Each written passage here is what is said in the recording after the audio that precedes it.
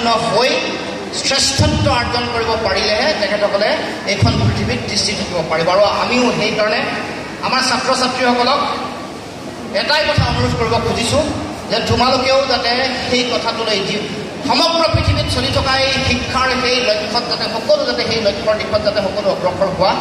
কাৰণ বিভিন্ন ধৰণৰ সমাজত বিভিন্ন ধৰণৰ চিন্তা চৰ্চাৰ পৰিবৰ হয়।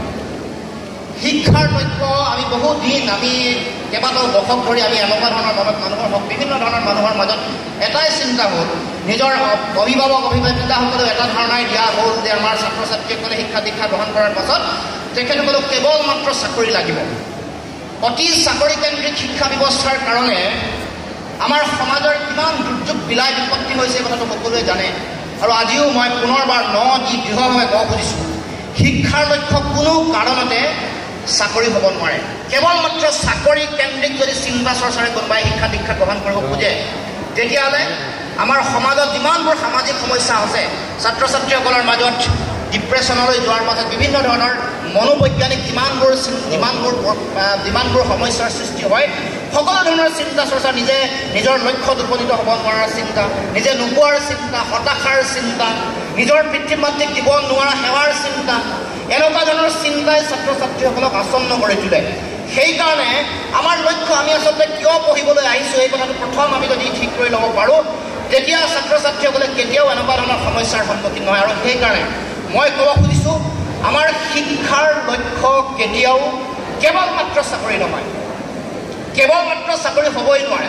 আৰু আমি 100 বছৰ পৃথিৱীৰ আন আন সভ্যতাৰ পৰা 100 বছৰ যে আমি পিছুৱাই থাকিলোঁ বা 50 বছৰ যে আমি পিছুৱাই আছোঁ, তাৰ মূল কাৰণটোৱে হ'ল অতি চাকৰিকেন্দ্ৰিক চিন্তা চৰ্চা। আমাৰ পিতৃ মাতৃয়েও সেই চিন্তা দিয়ে, আমাৰ শিক্ষক শিক্ষয়িত্ৰীসকলেও সেই চিন্তা দিয়ে, আমাৰ আন যিমানবোৰ অভিভাৱক অভিভাৱিকা আছে সকলোৱে একেই চিন্তা দিয়ে। কেৱল মাত্ৰ তোমালোকে যোৱা, চাকৰি তাকৰি কৰা, বেলেগৰ চাকৰ হোৱা, লক্ষ লক্ষ টকা কমাই আনা।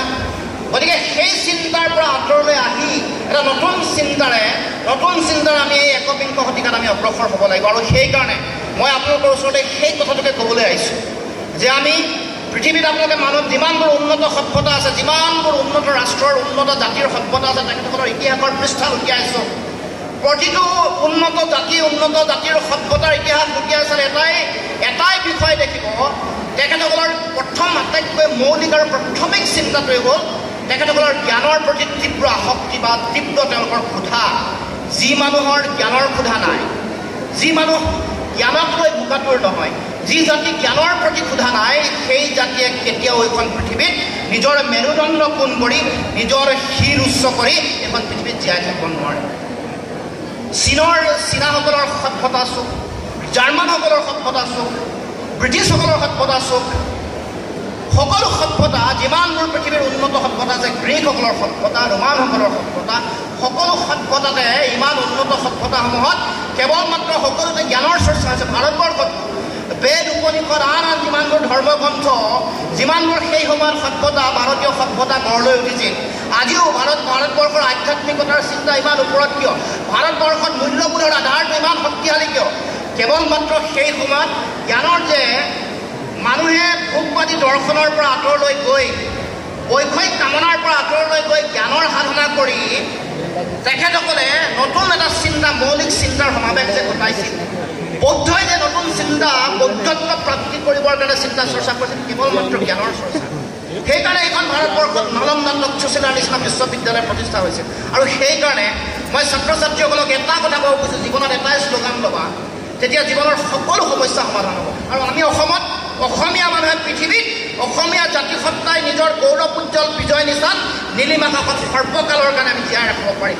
সেই শ্লোগানটো হ'ল কেৱল মাত্ৰ চকু দুটামতি এটাই কথা চিন্তা কৰিবা যে আমি জ্ঞান অৰ্জন, কেৱল মাত্ৰ জ্ঞান আৰু জ্ঞানক লৈ যদি আমি সদায় আমি নিজৰ জীৱনৰ শিক্ষা আৰু চিন্তা যদি অব্যাহত ৰাখোঁ, তেতিয়াহ'লে আপোনালোকৰ জীৱনৰ কাৰণে নিজৰ বাট নিজে খোল খাই আহিছে। আপোনাক ক'বই নোৱাৰিব। যিকোনো এগৰাকী মানুহৰ কাৰণে আটাইতকৈ ডাঙৰ প্ৰয়োজনীয়তাটো হ'ল জ্ঞান। খেতিয়ককো জ্ঞান লাগে। যি খেতিয়কৰ ওচৰত জ্ঞান নাথাকে, তেওঁ আন্তঃৰাষ্ট্ৰীয় স্তৰত চলি থকা কথা বতৰা কি গম নাপায়, আন্তঃৰাষ্ট্ৰীয় পৰ্যায়ৰ যিমানবোৰ বাণিজ্য আছে তেওঁলোকৰ লগত যোগসূত্ৰ স্থাপন কৰিব নোৱাৰে।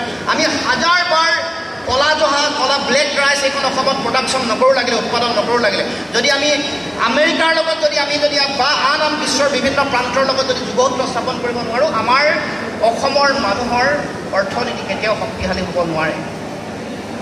সেইকাৰণে আমাৰ ওচৰত জ্ঞান লাগিব, জ্ঞানেই আমাৰ মূল শক্তি, সেই কথাটোকে মই ক'ব খুজিছোঁ। আৰু সেইকাৰণে মানুহৰ জ্ঞানৰ প্ৰতি যিটো ক্ষুধা, বৌদ্ধিকতাৰ প্ৰতি মানুহৰ যিটো তীব্ৰ আকৰ্ষণ, চূড়ান্ত আকৰ্ষণ, সেইটো আমাৰ বঢ়াব লাগিব, আমি ব্যাপকভাৱে আগবঢ়াই লৈ যাব লাগিব। আমাৰ ছাত্ৰ ছাত্ৰীসকলৰ মাজত সাম্প্ৰতিক সময়ত দেখা দিয়া ব্যাপক যিসমূহ ব্যাধি যিসমূহ আছে, তথ্য প্ৰযুক্তিবিদ্যাই যদিও আমাক এটা উচ্চ শিখৰলৈ আৰোহণ কৰোৱাই লৈ গৈছে, আমাৰ হাতত পৃথিৱীখন যদিও আছে, এই যিমানবোৰ ছ'চিয়েল মিডিয়া ছাইট বা আন বিষয়সমূহত আমাৰ যিমানবোৰ আমাৰ ইন'ভেটিভ, আমাৰ সৃজনীশীল যিমান শক্তি আমাৰ ক্ষয় হয়, আমাৰ যিমানবোৰ মৌলিক চিন্তা চৰ্চাৰ ক্ষয় হয়, সেই বিষয়সমূহ নাইকিয়া কৰি যাতে আমাৰ মাজত সৃজনীশীলতা, আমাৰ মাজত যাতে ক্ৰিয়েটিভিটি খুব বৃদ্ধি হয়, আমাৰ মাজত যাতে মৌলিক চিন্তা চৰ্চাৰ সমাৱেশ ঘটে, তাৰ কাৰণে ছাত্ৰ ছাত্ৰীসকলে এতিয়াৰ পৰাই তেখেতসকলে প্ৰচেষ্টা হাতত ল'ব লাগিব। অন্যথা যদি ভাবে যে এই 3টা বছৰ আমি আহিছোঁ বা এই দুটা বছৰ আমি ইয়ালৈ আহিছোঁ, আমি কেৱল মাত্ৰ হাঁহি ধেমালি ফূৰ্তি ফাৰ্তা কৰি আমি ইয়াত কটাই দিম, ইয়াত আজি খন্তেক পিছতে হয়তো গান নাচ ইয়াত আৰম্ভ হ'ব। আমাক সকলো লাগিব, আমাক সংস্কৃতিও লাগিব, আমাক সাহিত্যও লাগিব, কিন্তু মূল যিটো বিষয়, এটা জাতি হিচাপে জীয়াই থাকিবলৈ লগা যিটো শক্তিশালী শাখাব, মেৰুদণ্ড থিয় কৰি পোন কৰি জীয়াই থাকিবলৈ লগা সকলো ধৰণৰ চিন্তাৰ গভীৰতাৰ এটা অৱলম্বন, এটা জাতি, যি জাতি ওচৰত নাথাকিব, সেই জাতি এটা ক্ষণভংগুৰ জাতি হিচাপে পৰিগণিত হ'ব। কাৰণ আমি বৰ বেছিদিন জীয়াই থাকিব নোৱাৰিম, হয়তো জীয়াই থাকিম।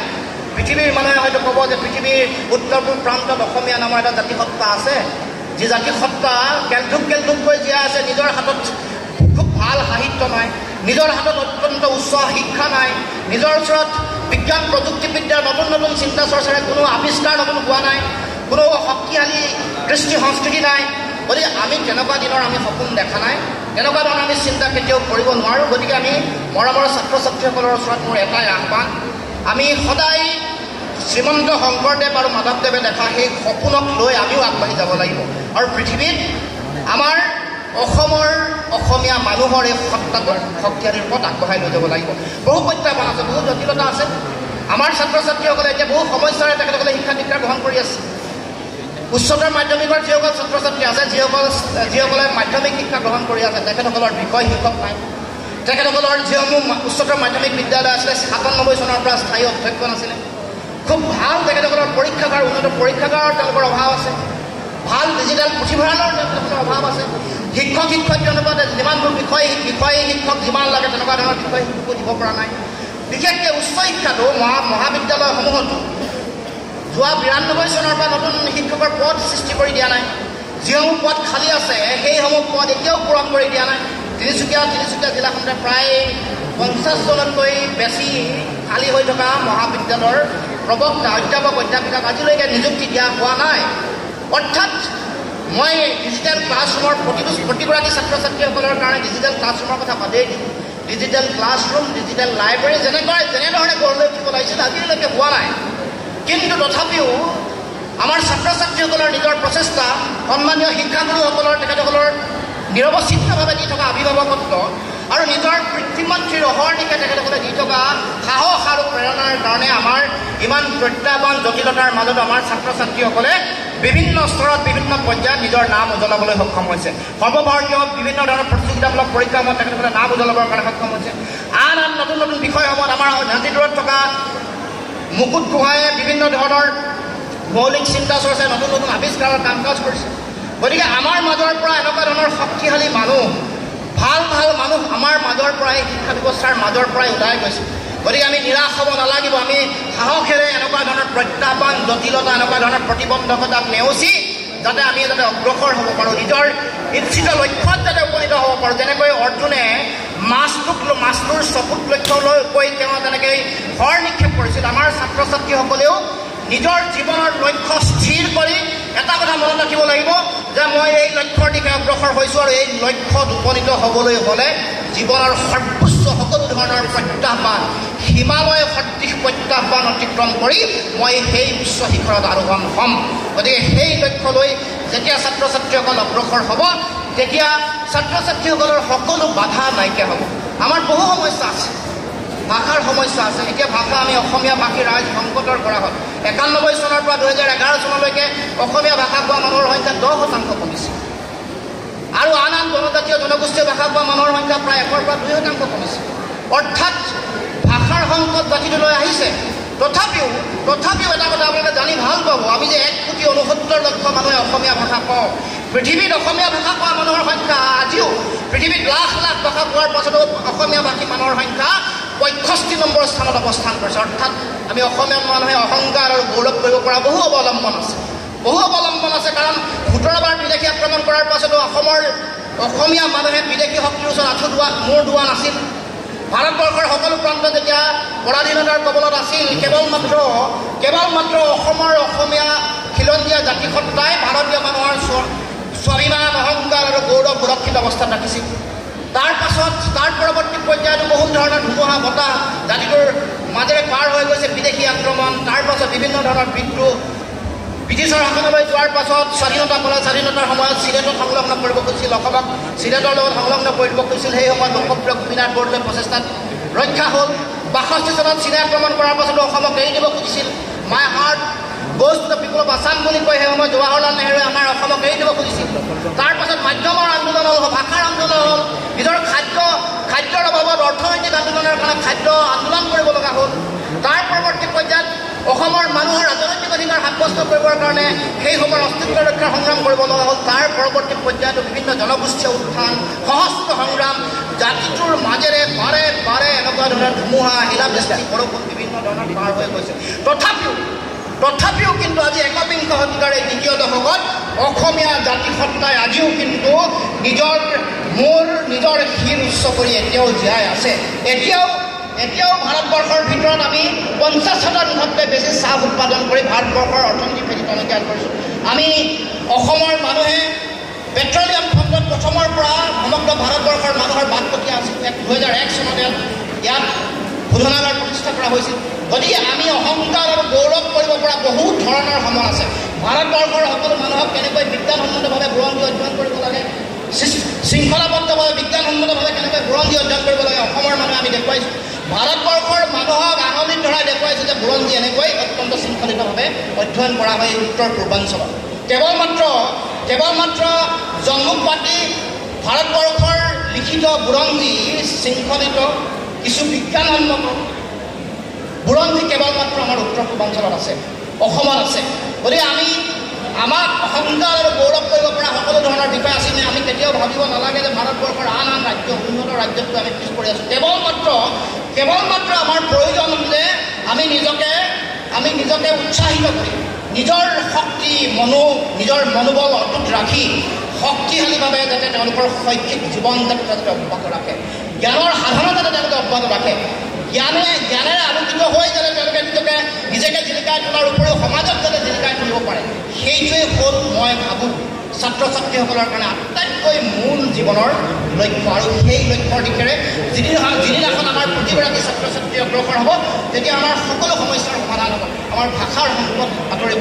আমাৰ বিভিন্ন ধৰণৰ বহিৰাগত অপসংস্কৃতিয়ে আমাক আক্ৰান্ত কৰাৰ সময়ত আমাৰ সংস্কৃতিকো আমি সুৰক্ষিত ৰাখিব পাৰিম। আমাৰ বিভিন্ন জাতি জনগোষ্ঠীৰ বাৰেৰহণীয়া কৃষ্টি সংস্কৃতিৰ এই চৰণীয়া পথাৰত বিভিন্ন ধৰণৰ অপসংস্কৃতি আৰু অপশক্তিয়ে যেতিয়া আক্ৰমণ কৰে, তেতিয়া এই আমাৰ ইমান সুনিহেৰীয়া সংস্কৃতিসমূহক সুৰক্ষিত কৰি ৰাখিবলৈ হ'লে আমি সদায় জাগ্ৰত হৈ আমি জীয়াই আমাৰ উঠি অহা নতুন প্ৰজন্মই সদায় তেওঁলোকে থিয় হৈ থাকিব লাগিব।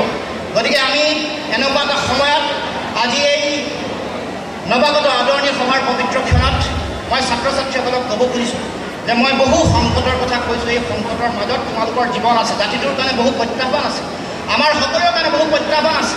মই দুটামান বিষয় উনুকিয়ালৈ ভাষাৰ সংকটৰ কথা ক'লোঁ, সংস্কৃতিলৈ কেনেকৈ ভয়াৱহ তেনেকৈ আক্ৰমণ চলি আছে বাৰে ধাৰাবাহিকভাৱে, কেনেকৈ চিলাপথাৰত আক্ৰমণ কৰিছে, কেনেকৈ নগাঁৱত আক্ৰমণ কৰিছে, আৰু বিভিন্ন ধৰণৰ বহিৰাগত অপসংস্কৃতিয়ে কেনেকৈ আমাৰ মাজত ভাতৃঘাতী সংঘৰ্ষ সৃষ্টি কৰিব খোজে, কেনেকৈ সাম্প্ৰদায়িকতাৰ বিষয়বস্তু সিঁচিব খোজে। এই কথাটো আমাৰ ছাত্ৰ ছাত্ৰীসকলে আমাৰ সমাজে ইতিমধ্যে দেখিছে। মানুহৰ মাজত ধৰ্মৰ নামত ভাগ কৰিবৰ কাৰণে বাহিৰৰ পৰা অহা অপসংস্কৃতি আমাক জাপি দিব খোজে। কিন্তু আমাৰ এইখন অসমত আমি সকলোৱে বিভিন্ন জাতি জনগোষ্ঠী ভাষা ভাষী ধৰ্মাৱলম্বী লোকে আমি একেলগে একত্ৰিত হয় সমন্বয়েৰে আমি জীয়াই আছোঁ।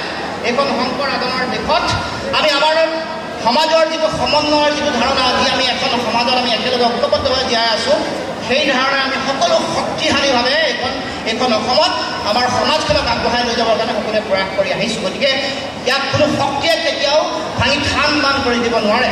কিন্তু মই আৰু এটা সংকটৰ কথা ক'ব খুজিছোঁ। সেই সংকটটো হ'ল যে আপোনালোকে সকলোৱে জানে এতিয়া অসমৰ সমাজ জীৱন আপোনালোক কেতিয়াও যিহেতু